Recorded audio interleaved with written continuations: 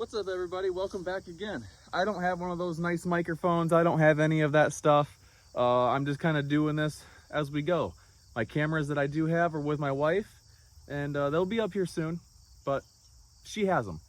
Where was I going with this? Well, I guess let's just jump right into it. So on the last video I did, I don't know if it was an actual video or if it went to a short. I'm not completely sure. I'm getting used to this stuff, but it was a quick little intro on what we're going to be doing with this channel and everything, as the dog's walking up here. Hi, buddy.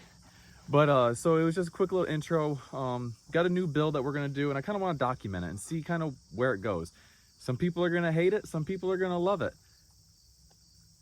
I'm happy just to do it. So but what I was saying later on in that video is that later that evening I was gonna go get a different chassis for my wife because she wants another manual car. So with all due, it's here. Let's go see what it is. Well, here it is. It's a 2002 Subaru Impreza WRX. I believe there's 220 on the chassis. There's 65 on the engine. I got all the paperwork for the engine. It's a JDM EJ205. It has all of the Japanese writing and everything on it. My blue 2002 does not have all of that, but it was a US built car. This one's pretty cool. I like it. And then he has some different stuff. This one has a different interior. It's not the STI interior, but it's still some really nice, very clean interior. It drives really, really good. She's gonna really enjoy it. She's gonna like it a lot. You know, I don't have one of those little microphone things, so if you guys can't really hear me that well, I'll get one, just bear with me. But when we got it, I did notice when I was driving it home, it had a really bad odor of gas. I could smell the fuel very strong, a little bit more than what I liked. Usually what I've noticed with a lot of these cars is when you fill them all the way up, for just like that first, couple minutes, you kind of get that fresh, raw fuel smell, but it ends up going away. Almost like if you spilt a little bit. Maybe that was just my other car. I don't know. But this one, I figured it was the same, but it just got worse and worse and worse. And then once I got it home, I went and started looking into it, and I ended up realizing that the injectors were leaking, and then started digging into it, redid the injectors, for the seals and everything like that. They are 650cc injectors. I forget what brand they are. I got to go back and I can look at them if you guys are interested. But then I was messing with some of the fuel lines, and the fuel lines just weren't tight. I mean, they were snug, not even snug. I could twist them on, the metal barb fittings. So it's like I snugged and tightened everything back up, and it doesn't leak any more fuel. I don't get that, that raw fuel smell or anything like that anymore. So I know that, she'll be safe to drive this and everything now. But other than that, that's the only thing that I've done. I did notice that there is some stuff that's loose. So I'll be going through, everything kind of in this realm under the hood to make sure everything's tight. Probably just go through the whole car, make sure everything's tight, because we don't know what this car was used for in its past life. So it's going to be in a good home now. This car is a completely rust-free car. It came from Kentucky. We did not get it in Kentucky, but it was what we believe was a Kentucky car.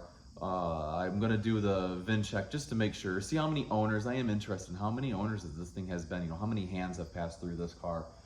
But it's gonna be stuck with us now until it goes to the junkyard, if it ever does. So chances are it's not gonna go to a junkyard for how we take care of our vehicles. It'll probably end up getting passed down to our kids when we have kids and everything.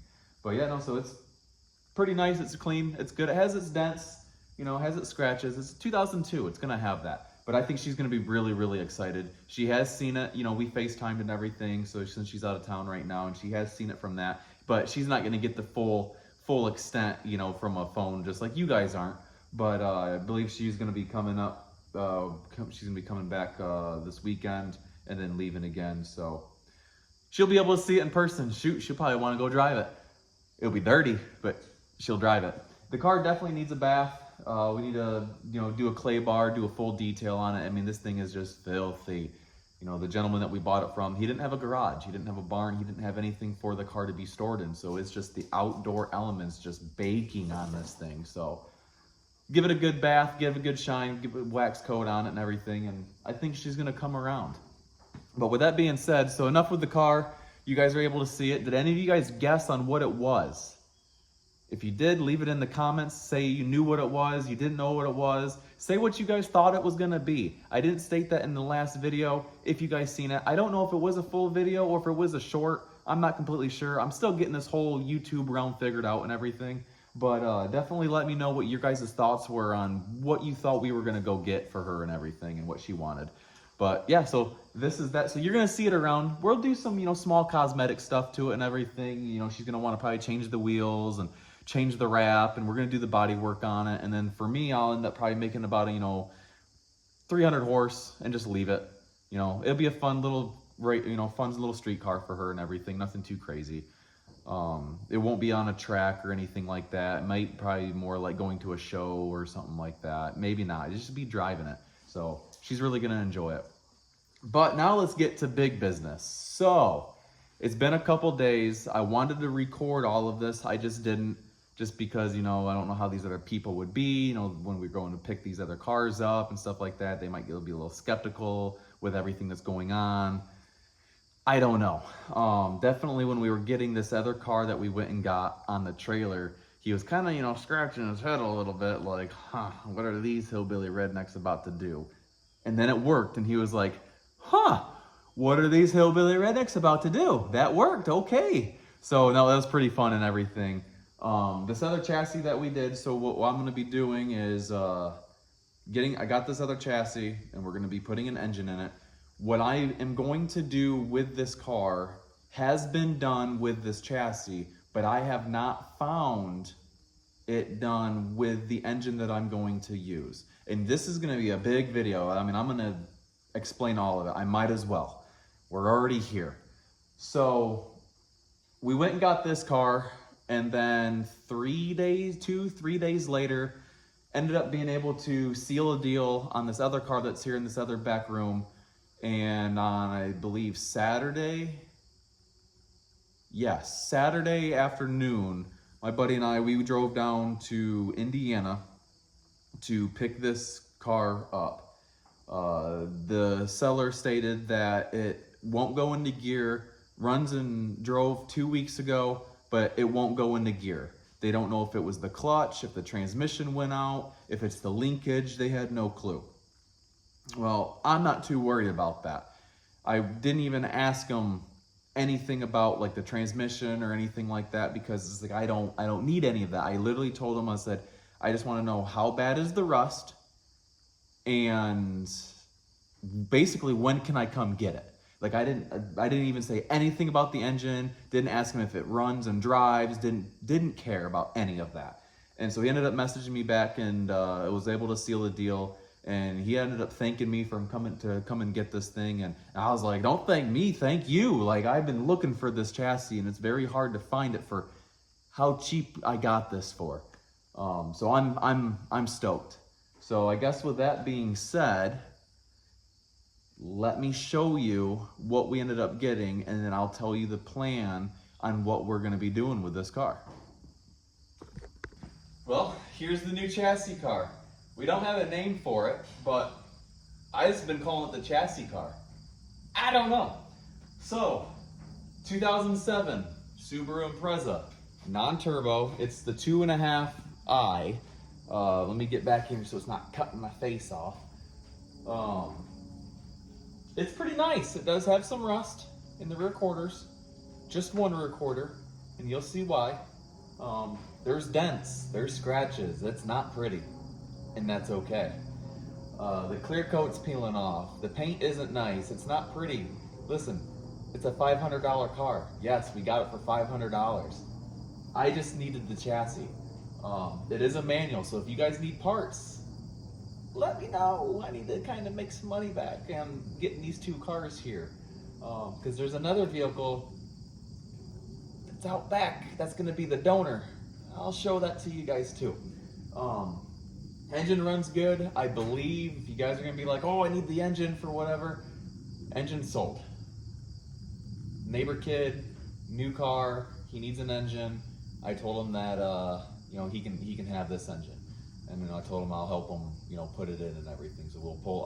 I'll teach him how to pull these engines, and then we'll pull his engine out, and then we'll put that one in his and everything. So it'll be good to be able to teach him something. And I probably won't, you know, record that one. That's on his. But I'll record pulling the engine out of this one. So you might see him if he's wanting to be on camera.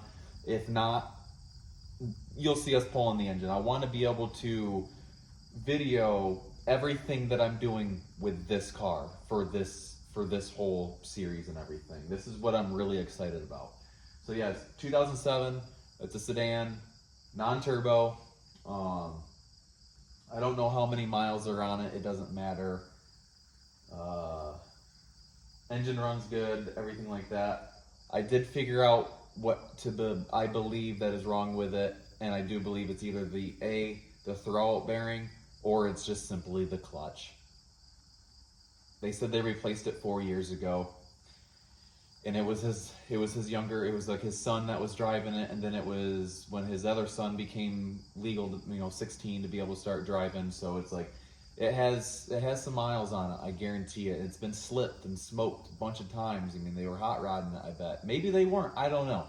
But I know what I was doing when I was 16, so it's like I'm sure it's just smoked, and I won't know fully until I get the engine out or pull the trans, one or the other. It'll end up probably being pulling the engine out first, since the neighbor kid needs it. But I guarantee you that's what it is. It's either the clutch is completely just glazed over and smoked, or it's that throwout bearing just not engaging. But still, that doesn't make any sense because they would still be pushing up against it. So I just answered my own question, and it's the clutch. The linkage underneath, it's all still there. When you go and put it in gear, you can feel it don't engage at first, second, third, fourth, and fifth, and then in reverse and everything like that. It's just you can do it without pushing the clutch in, and the car doesn't move or stall or anything. The clutch is just smoked. Same thing, with my other 2002 WRX. When I ended up milking that clutch, it was gone for quite some time, and I just milked it out until I got the right one that I wanted. And it ended up getting to the point to where I could just put it in gear without even pushing the clutch in, and it just wouldn't move. That's what this one's doing. So, no, it'll be pretty good. I plan on, gutting the whole thing, doing all of that stuff and everything. So, it's sitting out back. I had it in here.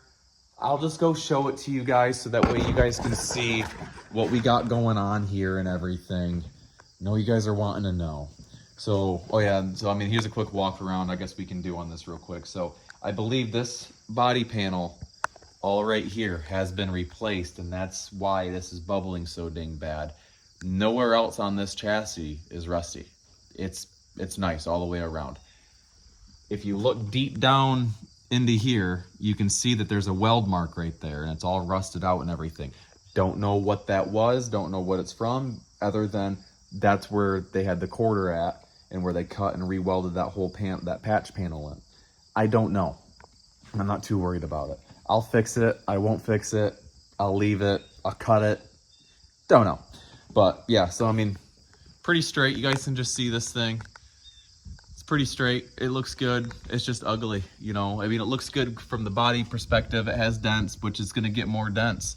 But I'm not worried about anything else on it and everything. It'll be just fine. So, you guys ready to see what engine we're going to be putting in this thing? I don't know if you guys can even guess this. Let me know in the comments if you can guess what it is at this moment.